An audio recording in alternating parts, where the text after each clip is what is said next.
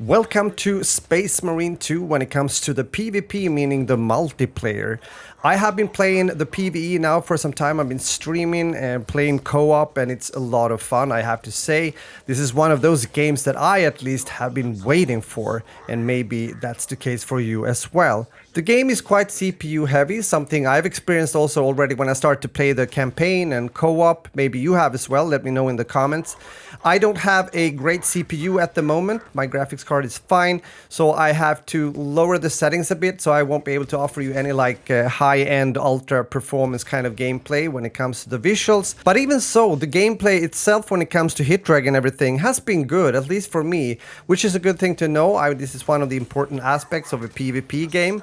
And I can also tell you that I've tried to play the game both with controller but also with KBAM, and both works really well. It's really up to you what you prefer. In my case, I went back actually playing KBAM again, and the simple reason is just because I just aim better using KBAM. There are 6 classes when it comes to the PvP. And if you've already played the PvE, you are probably quite used to the classes in many ways. You have Tactical, you have Assault, Vanguard, Bulwark, Sniper, and Heavy. They all have their pros and cons and their abilities. For example, Tactical is more like the general soldier, if you will, that can wield all sorts of weapons and might be a good choice for you if you're playing the game or the PvP for the first time. Assault, which is more melee focused class, it also has a jump pack, which can do some aerial maneuvers, if you will. The Vanguard is a close-range specialist that can grapple towards enemies. And this is one of the things I want to say when it comes to the grapple hook. I don't mind the grapple hook, it's pretty fun and cool. You can grapple to almost or any surface in the game. And also, of course, grapple towards an enemy, which will stun the enemy. Now, I played games with other grapple hook abilities, if you will. For example, let's say Halo Infinite. The thing here, though, is when you grapple an enemy, the enemy gets stunned, or you get stunned if you get grappled. I think this is quite annoying, I have to say. I think it shouldn't be a stun in addition to the actual ability to grapple. Then we have Bulwark, which is a defensive support class that carries a shield.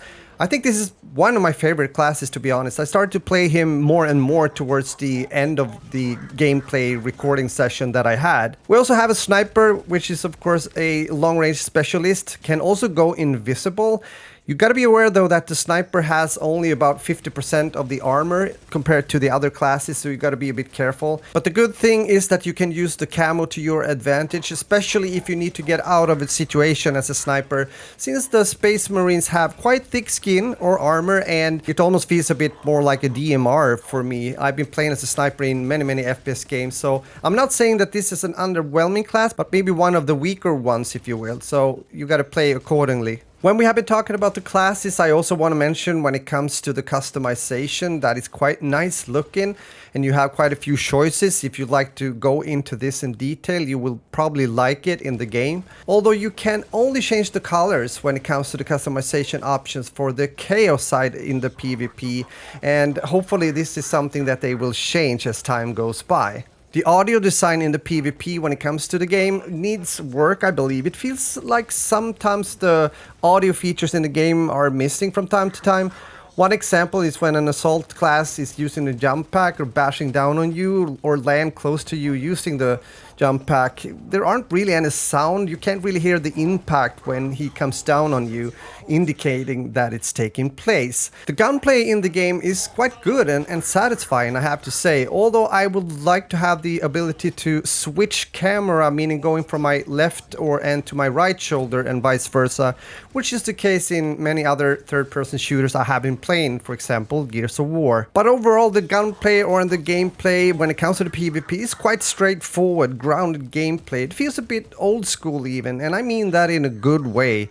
There's no like jumping around here as if the floor is lava or sliding around. It's boots on the ground, unless you're of course using the grapple hook or the jetpack ability or the jump pack ability when it comes to those classes. The game will at times become quite tense and even chaotic, but if you stick with a teammate or two, since this is a team-based game, which I like, your chances to do well and staying alive also increases radically, as well with your chances to capture points when it comes to the 2 objective game modes available. The 2 game modes I'm talking about is called Seize Ground and Capture and Control. When playing Seize Ground, you battle for control points across the map.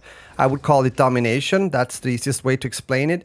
When it comes to capture and control, the teams are claiming a single control point, which is more of a hard point or an king of the hill kind of game mode. And the third game mode is simply a team deathmatch game mode called Annihilation. The map design or maps are overall quite large, and sometimes I've felt that a medium-sized map could have added some more or good variation when it comes to playing certain game modes, for example TDM, meaning Annihilation. The most weird experience I had when it comes to this was when I was playing TDM Annihilation and my whole team was walking around in a large circle around the map, pretty large map for at least a minute, before actually encountering the enemy team. I guess the enemy team was doing the exactly same thing, but going maybe not clockwise, but the opposite around, meaning searching for us. Nevertheless, a bit of a funny moment at the same time. Yeah, with that said, you sometimes need to walk or run quite a distance before getting into the hotspot again, and it kind of broke the flow of the gameplay for me sometimes, but it's not a biggie, not for me, and maybe the devs will add a bit of a medium-sized or smaller map later down the line.